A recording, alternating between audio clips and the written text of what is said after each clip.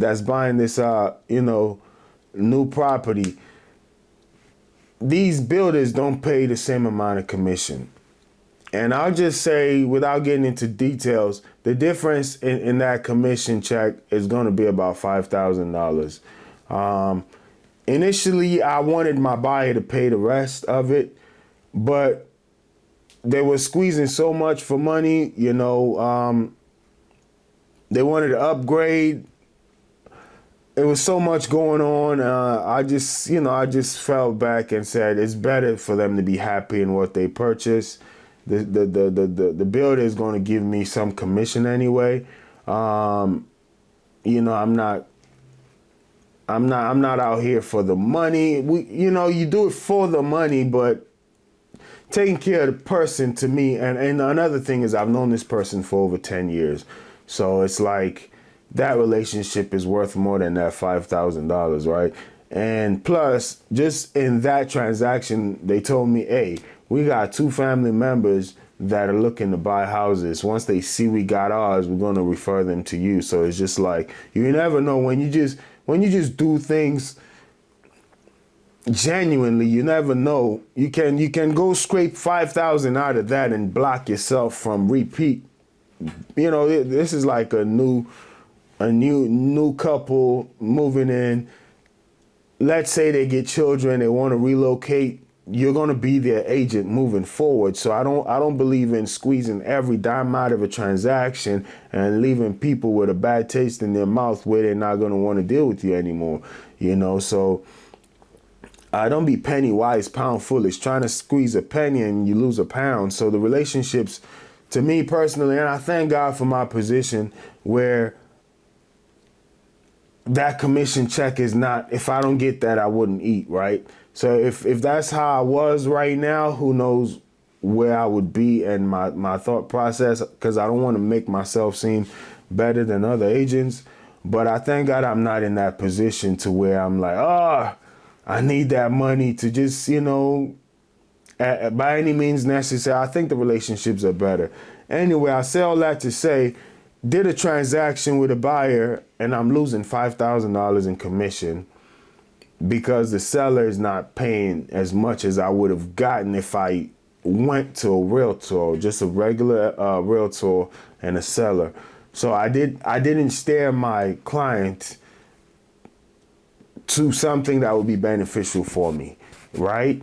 And that's why this lawsuit, it's they just putting everybody in a box. In essence, they thinking all realtors always stir people to, and personally speaking, from my that just happened to me literally. And I told my buyer at the meeting, hey, this is going to cost me X amount of dollars. And then the seller told the builder, the developer said, normally other real estate agents would charge you that balance. And in essence, I really thought about doing it, but it's just that they upgraded the house to a higher level and it was a little too much. So I was just like, you know what? No, we're not going to charge them this. It's not worth it. Let them get what they want. If they're satisfied, I think in the long term, that'd be a better investment than that $5,000, right?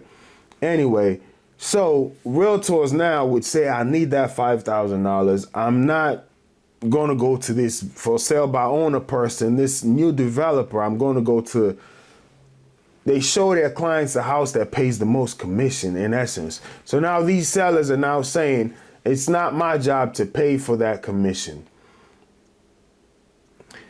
That's what the gist of it is, right? So I saw that documentary, and that's why the antitrust thing comes into play. Once again, I'm not a legal guy, so I don't want to get too much into it, but I just want to say, this is after going on for about 10 minutes. I just want to say,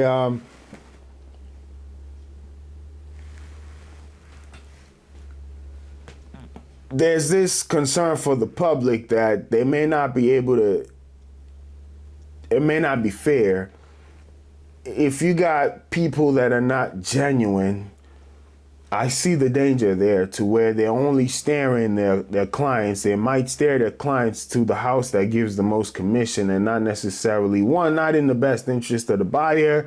Second, not in the best interest of other sellers. But that seller who's paying the most commission, who got the biggest property, they're always in the winning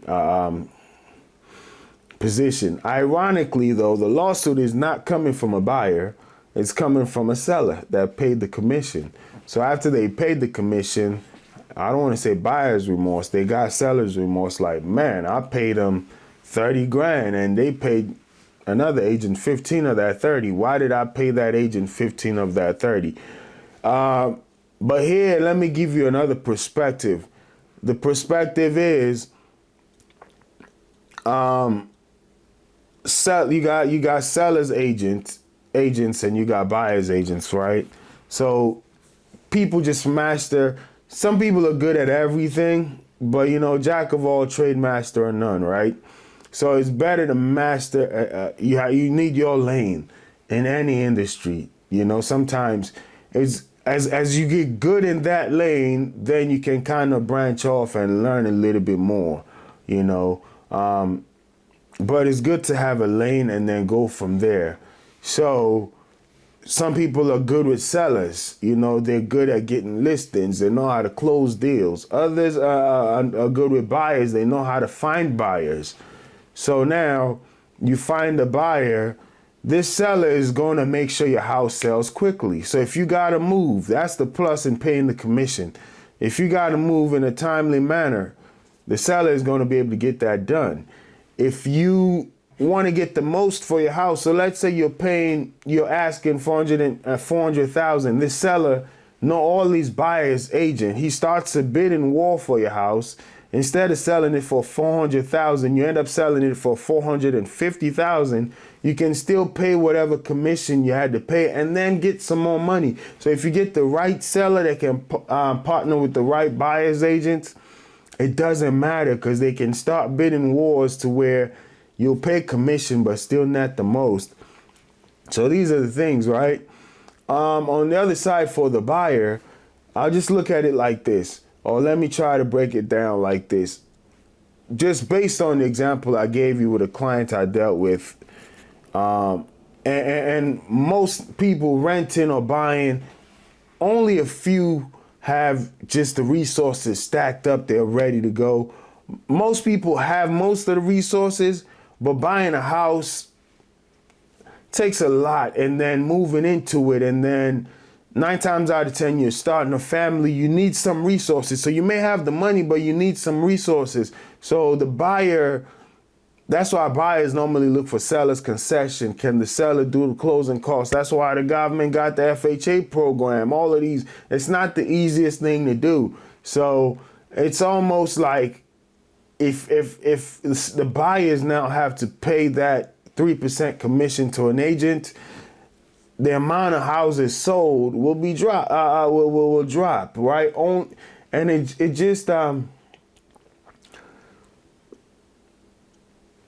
really depends on how you look at it, but yeah, I just think the more expensive you make something, does it become more affordable to a lot of people, and owning a home it is big. So a lot of people may not be able to buy houses, at least not the house of their dream. Maybe they need to drop down. But when you drop down in the amount you're going to pay on a house, then you talk about moving into a high crime neighborhood, a neighborhood that may not be so favorable for your children, all of these things. So then it kind of goes to a redlining almost again, right? Where they kind of keep you out of certain neighborhoods economically, not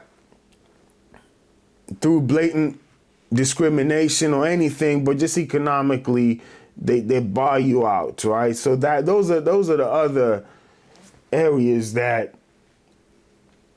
this lawsuit may open, buyers to where they may not be able to get the house they desire, may not be able to move their children into the school districts they desire because now they got to pay a commission. So there's so much that can possibly go on with this lawsuit.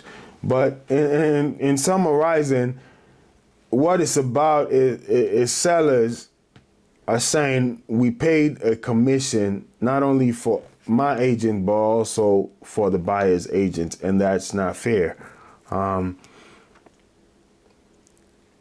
That's what they're saying. The agents are saying, "Hey, we didn't lie to you. We told you the commission and how it gets broken down. That helps us get your house sold faster."